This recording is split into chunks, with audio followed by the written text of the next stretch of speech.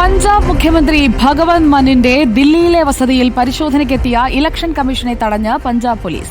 വീടിനുള്ളിൽ പണം ഒളിപ്പിച്ചു എന്ന പരാതിയെ തുടർന്നാണ് ഇലക്ഷൻ കമ്മീഷൻ പരിശോധനയ്ക്കെത്തിയത്.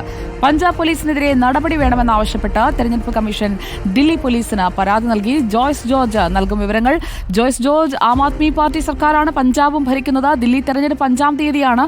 അതിന് മുന്നോടിയായി നടത്തിയ ഒരു കോമ്പിംഗ് ഓപ്പറേഷൻ ആയിരുന്നോ ഇങ്ങനെയുള്ള ഒരു തർക്കത്തിലേക്ക് പോയത്?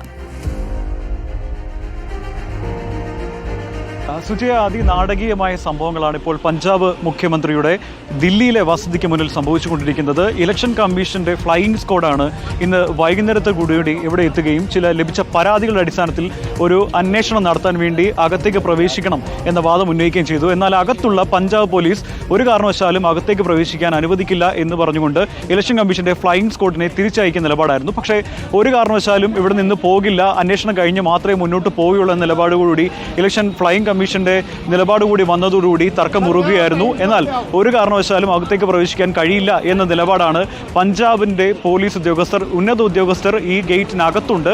അവർ പറയുന്നത് ഒരു കാരണവശാലും ദില്ലിയിലെ ഇലക്ഷൻ കമ്മീഷനുമായി ബന്ധപ്പെട്ട ആളുകളെ അകത്ത് പ്രവേശിപ്പിക്കില്ല എന്നാണ്. ഏതായാലും ഇതുമായി ബന്ധപ്പെട്ട ചില വിശദീകരണങ്ങൾ ഇപ്പോൾ ഉന്നത ഉദ്യോഗസ്ഥർ നൽകുന്നുണ്ട്. നമുക്ക് അതിലേക്ക് പോകാമെന്ന് കരുതുന്നു.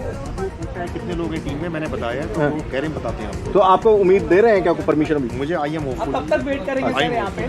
सर आई एम होपफुल, वो बड़ा पॉजिटिव रिस्पॉन्स लेके അതെ, ഉദ്യോഗസ്ഥർ പറയുന്നത് എത്ര വൈകിയാലും ഇതിനകത്ത് കയറി പരിശോധന നടത്താതെ മുന്നോട്ട് പോകില്ല എന്ന ഒരു തീരുമാനമാണ് ഉദ്യോഗസ്ഥർ പറയുന്നത്. ഇതിനു മുമ്പ് ഒരു 8 ലക്ഷം രൂപയും അതനുസരിച്ചുള്ള ചില സാമഗ്രികളും ഒക്കെ തന്നെ പഞ്ചാബ് ഭവനിൽ നിന്ന് വിതരണം ചെയ്യുന്നതുമായി ബന്ധപ്പെട്ട ചില വിവാദങ്ങളുണ്ടായിരുന്നു. അത് ഈ ഇലക്ഷൻ കമ്മീഷൻ ഉദ്യോഗസ്ഥർ തന്നെ അത് കണ്ടെത്തിയിട്ടുണ്ടായിരുന്നു. അതിൻ്റെ അടിസ്ഥാനത്തിൽ കൂടിയാണ് ഇപ്പോൾ ഒരു പരിശോധന നടത്തുകയും ഇതുമായി ബന്ധപ്പെട്ട തെളിവുകൾ കണ്ടെത്താനുള്ള ശ്രമങ്ങൾ നടത്തുകയും ചെയ്തിരുന്നത്. പക്ഷേ ഒരു കാരണവശാലും ഈ ഫ്ലൈയിങ് സ്ക്വാഡിനെ അകത്തേക്ക് വിടില്ല എന്നുള്ള ഉറച്ച നിലപാടിലാണ് ഇപ്പോൾ പഞ്ചാബ് പോലീസ് ഉള്ളത്. പഞ്ചാബ് പോലീസിന്റെ തന്നെ ഉന്നത ഉദ്യോഗസ്ഥർ തന്നെയാണ് അകത്തുള്ളത്. ചെറിയ ആളുകളൊന്നുമല്ല, ഉന്നത ഉദ്യോഗസ്ഥർ തന്നെയാണ് അകത്തുള്ളത്. തുടരൂ. ജോയ്സ് ഡാനിയൽ ആണ് വിവരങ്ങൾ നൽകിക്കൊണ്ടിരിക്കുന്നത്. ജോയ്സ് ഡാനിയൽ, നോക്കൂ, ഇപ്പോൾ അവിടെ പഞ്ചാബ് പോലീസും ഉണ്ട്, അതോടൊപ്പം തന്നെ ദില്ലി പോലീസിലെ ഉദ്യോഗസ്ഥരും എത്തിക്കഴിഞ്ഞിട്ടുണ്ടോ? സുജയ, അങ്ങനെ തന്നെയാണ്. ദില്ലി പോലീസിന്റെ ഉദ്യോഗസ്ഥർ ഇവിടെ എത്തിയിട്ടുണ്ട്. കാരണം ഇലക്ഷൻ കമ്മീഷൻ അകത്ത് പ്രവേശിക്കാൻ കഴിയില്ല എന്ന് പഞ്ചാബ് പോലീസ് പറഞ്ഞതോടുകൂടി ഇത് പിന്നീട് ഒരു വാക്കുതർക്കത്തിലേക്ക് പോകുന്നു. അപ്പോൾ തന്നെ ഇലക്ഷൻ കമ്മീഷൻ ദില്ലി പോലീസിനെ വിളിച്ച് ഇതുമായി ബന്ധപ്പെട്ട പരാതി അറിയിക്കുകയാണ്. ഇലക്ഷൻ കമ്മീഷന് അകത്ത് പ്രവേശിക്കണം, അതിനു വേണ്ടിയിട്ടുള്ള നടപടി സ്വീകരിക്കണമെന്ന് ആവശ്യപ്പെട്ടുകൊണ്ട് ദില്ലി പോലീസിന് പരാതി നൽകുന്നു. ദില്ലി പോലീസിന്റെ ഉന്നത സംഘം ഇവിടെ എത്തുന്നു.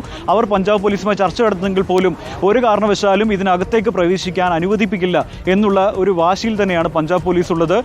ഇതിനകത്ത് പണം ഒളിപ്പിച്ചു വെച്ചിട്ടുണ്ട് എന്നുള്ള വിവരത്തിന്റെ അടിസ്ഥാനത്തിൽ, പരാതിയുടെ അടിസ്ഥാനത്തിലാണ് ഇതുമായി ബന്ധപ്പെട്ടിട്ട് ഇപ്പോൾ ദില്ലി ഒരു പരിശോധനയ്ക്കായി ഫ്ലൈയിങ് സ്ക്വാഡ് എത്തിയത്. എന്നാൽ ഒരു പരിശോധനയ്ക്കും അകത്തേക്ക് കയറ്റിവിടാൻ കഴിയില്ല എന്നുള്ള നിലപാടിലാണ് എന്നതുകൂടി നോക്കണം. ദില്ലി പോലീസ് അത് തെരഞ്ഞെടുപ്പ് കമ്മീഷനെ അകത്തേക്ക് കയറ്റിവിടാനുള്ള സമീപനം എടുക്കുമോ? ജോയ്സ് ഡാനിയലാണ് വിവരങ്ങളുമായി പ്രേക്ഷകർക്കൊപ്പം ചേർന്നത്.